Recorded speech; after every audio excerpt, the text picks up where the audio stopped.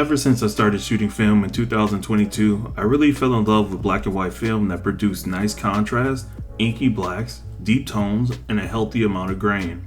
As a portrait photographer, CineStill BWXX and Kodak Trax 400 were my go-tos to achieve this look. Seeing that the Fujifilm camera system has various film simulations that give a nod back to some of the old film stocks, I want to try to reproduce that beautiful black and white film look that I referred to earlier. In this video, I'll show some examples of various photos I created with the Fujifilm Acros simulation, as well as some BTS from my rainy day Acros shoot with Taylor on the Fuji GFX 50S2 and the 80mm f1.7 lens. Make sure to like the video if you rock with it, and let's go ahead and dive in.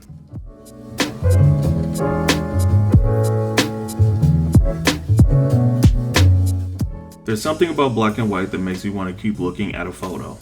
Without the distraction of color, I sometimes place myself in the photos and let my imagination run wild. It's the same thing you do when reading a good book. Once I began shooting Acros, I never went back to another black and white option. When shooting Acros, or just black and white in general, contrast is such an important thing to focus on. It creates the texture and feel of an image. Our eyes often gravitate to the highest point of contrast in any given image, making this a key component for shooting black and white. Without color, contrast is the best way to draw an audience to your photo.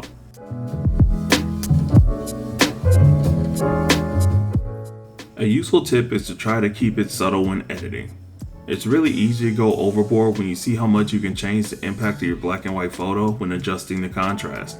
The best advice that I learned was to make sure your adjustments enhance the photo and not completely dominate it.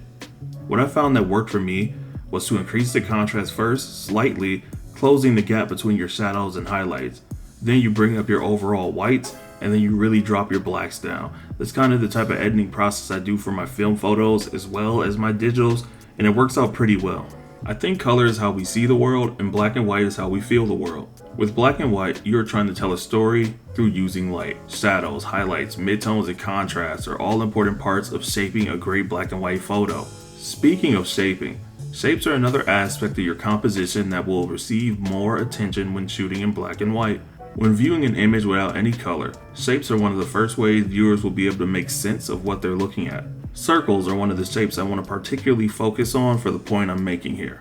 As a portrait photographer, eyes are often the focal point of portraits. With black and white photography, the shape of eyes is something that's immediately recognizable, and the viewer's attention will be naturally drawn to them. So whether you're using natural or artificial lighting, make sure that they are well lit and in proper focus. Fujifilm also includes 3 variations of an Acros film simulation based on the idea of using colored filters: Acros R, Acros G, and Acros Y, which are all used to change the contrast characteristics in different colored situations. This is similar to when shooting black and white film, photographers mainly attach color filters to their lenses, as they'll give you much more control over the way your photo appears, helping you create mood, balanced contrast, and an emphasis on the important parts of the scene. These particular Acros subcategories also maintain excellent detail in both bright and dimly lit environments across a large range of ISO settings. Personally, no matter what Fujifilm camera I'm using, I'll always use Acros G for portraits, which according to Fujifilm produces pleasing skin tones in portraits. It has not let me down since. I've mentioned in a bunch of my other videos that grain adds character and depth to an image. As a portrait photographer, character is important. The Fuji Acros film simulation is truly special not only because of its beautiful contrast, but because of its natural looking film grain structure. Acros also changes the output of grain depending on the ISO sensitivity setting. As the sensitivity gets higher, stronger grain effects become more visible, just like film. For example, I have a photo of my model Callista on the screen shot on my Mamiya RZ67 Pro 2 and Tri-X 400. This first photo is at ISO 400. As explained in any beginner photography class or an online article, the higher the ISO is, the more grain that is produced within the image. With that being said, take a look at this photo, shot on the same camera with the same film, but instead rated at 3200 ISO and pushed 2 stops during development. The grain is much more visible and pronounced on this photo, but it's still very pleasing. That's one of the traits I love about the Fujifilm system. Their high ISO noise looks more like grain than any other camera, and I believe it adds a nostalgic film look, which is why I'm never afraid to shoot Fujifilm cameras at high ISOs, especially when using black and white film simulations. I've also noticed that when shooting portraits at ISO 3200 with Acros during a bright environment, it can also produce a really beautiful grain structure. One of my favorite traits about black and white photography is that you can evoke certain emotions.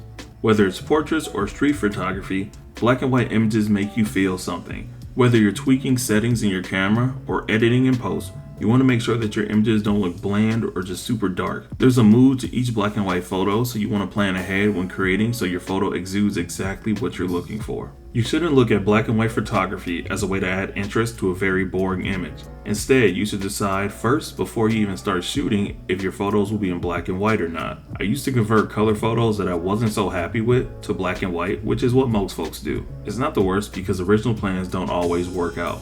But as I just mentioned, deciding first on if you're shooting black and white or not will affect the way you approach your session. Try to be intentional when shooting in black and white and your photos will come out much better. I hope you feel inspired to go shoot some black and white photos after watching this. I love the Acros Fujifilm simulation so much that I'm going to attempt to shoot some actual Acros film in the near future. But that's another video for another day. Thank you all for watching. Let me know in the comments your thoughts on black and white photos. Make sure you smash that like button if you enjoyed the video and subscribe to the channel if you haven't already. Thank you again, and I'll catch you on the next one. Peace.